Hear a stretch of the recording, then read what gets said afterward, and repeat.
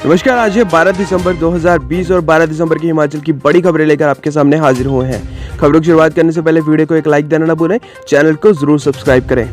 खबरों की शुरुआत करते हैं। हिमाचल कैबिनेट की बैठक में नाइट कर्फ्यू को लेकर हो सकता है बड़ा फैसला। खबर है कि जयराम मंत्रिमंडल की सोमवार को होने वाली बैठक में कई अहम फैसले होने हैं। इनमें सबसे बड़ा मुद्दा कोविड के चलते 4 जिलों में लगाए गए नाइट कर्फ्यू को लेकर है। यह जारी रहेगा या नहीं, इस पर निर्णय होना है। महामारी के व्यापक रूप लेने के चलते लिए गए कई तरह के सख्त फैसलों पर भी चर्चा की जानी है। अकेले राजधानी शिमला में ही 200 से ज्यादा लोगों की अब तक कोविड से मौत हो चुकी है। यही नहीं, देश के हिमाचल की आबादी के अनुपात में मृत्यु दर और केस सामने आने को लेकर पहले नंबर पर आ चुका है। कैबिनेट के सामने सख्ती कम करने और लोगों को रियायत देने के लेकर बड़ी चुनौती रहेगी। उधर पंचायत चुनाव की तारीख की घोषणा इसी महीने के दूसरे पखवाड़े में हो सकती है और ऐसे में चुनाव के चलते भी मंत्रिमंडल बड़े फैसले ले सकता है ताकि वह आचार संहिता के चलते अटक न जाए। वहीं अगली खबर है कि हिमाचल में कानून के दायरे में भांग की खेती शुरू करने की तैयारी। खबर है कि हिमाचल सरकार ने भांग की खेती को नियमित कर मेडिसिन इस्तेमाल करने की इजाजत देने की तैयारी कर ली है। आबकारी एवं कराधान विभाग के इसको लेकर सबसे पहले बने एक प्रस्ताव के बाद अब खेती को नियमित व नियंत्रित करने के लिए नियमों पर भी एक ड्राफ्ट बना लिया है। इस ड्राफ्ट पर सरकार विचार कर रही है। सरकार की हरी झंडी के बाद प्रदेश में भी भांग की खेती कानूनी हो सकती है। दरअसल हाल ही में संयुक्त राष्ट्र संघ ने भांग के मेडिसिन इस्तेमाल को हरी झंडी दे दी है और इसके बाद अब हिमाचल ने भी इसको लेकर कवायद शुरू कर दी है। वैसे तो वर्तमान डीजीपी व प्रमुख सचिव मुख्यमंत्री और आबकारी एवं कराधान संयुक्त कुंडू के समय में इसे कानूनी रूप देने के लिए प्रस्ताव तैयार किया गया था। ऐसा इसलिए हुआ क्योंकि मुख्यमंत्री से मुलाकात के दौरान कई देशों के राजदूतों और कई फार्मा कंपनियों के आला अधिकारियों ने मुख्यमंत्री जयराम ठाकुर से इन्वेस्टर मीट के दौरान भांग की खेती को दवा में इस्तेमाल के लिए शुरू करने की बात कही थी। साथ ही उत्तराखंड भी भांग के दवा के इस्तेमाल को लेकर इजाजत दे चुका था, लेकिन कैबिनेट की बैठक में मंत्रणा के बाद सियासी नफा नुकसान को देखते हुए जयराम सरकार ने प्रस्ताव को मंजूरी नहीं दी थी।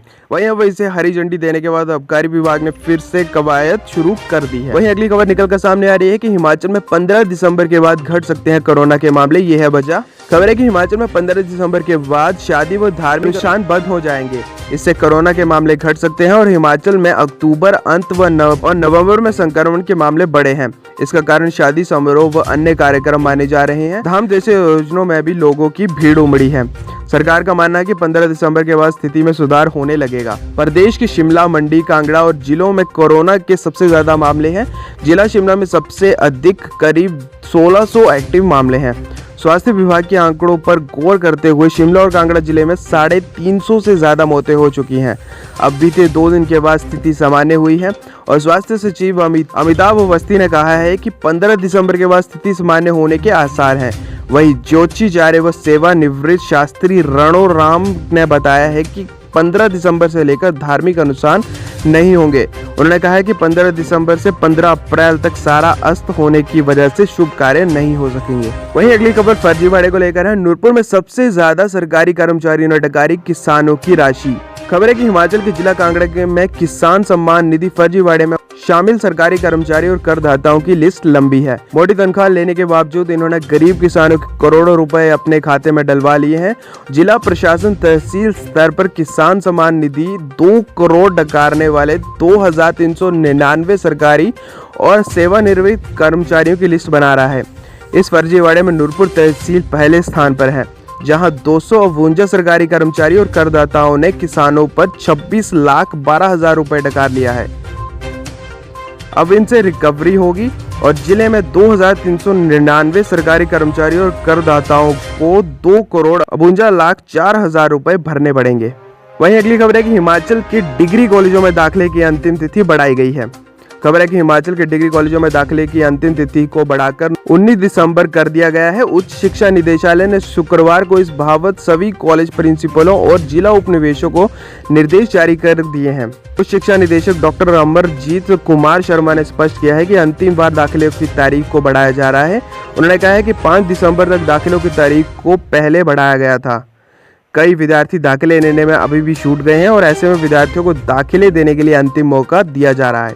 वहीं अगली खबर है कि छात्रवृत्ति के लिए विद्यार्थी अब 31 दिसंबर तक कर सकेंगे आवेदन, सरकार ने दी राहत। खबर है कि राष्ट्रीय छात्रवृत्ति के लिए सरकार ने ऑनलाइन आवेदन की तिथि को बढ़ा दिया है। यह छात्रवृत्ति वर्ष 2020-21 के लिए दी जानी है। छात्रवृत्ति राज्य व केंद्र की ओर से अल्पसंख्यक वर्ग को दी जाती है और प्रदेश के उच्च शिक्षा निदेशक ने इस संबंध में पत्र जारी किया है। पत्र की प्रतियां शिक्षण संस्थानों के प्रमुखों, स्कूलों, कॉलेजों, विश्वविद्यालयों और उपनिवेशकों को भेजी गई है। इसमें कहा गया है कि वे छात्रवृत्ति के लिए ऑनलाइन पोर्टल पर योग्य विद्यार्थियों के आवेदन सुनिश्चित करें और राज्य के भीतर और बाहर सरकारी अनुदान प्राप्त और निजी संस्थानों में पढ़ने वाले छात्र राष्ट्रीय छात्रवृत्ति योजना का लाभ उठा सकते हैं।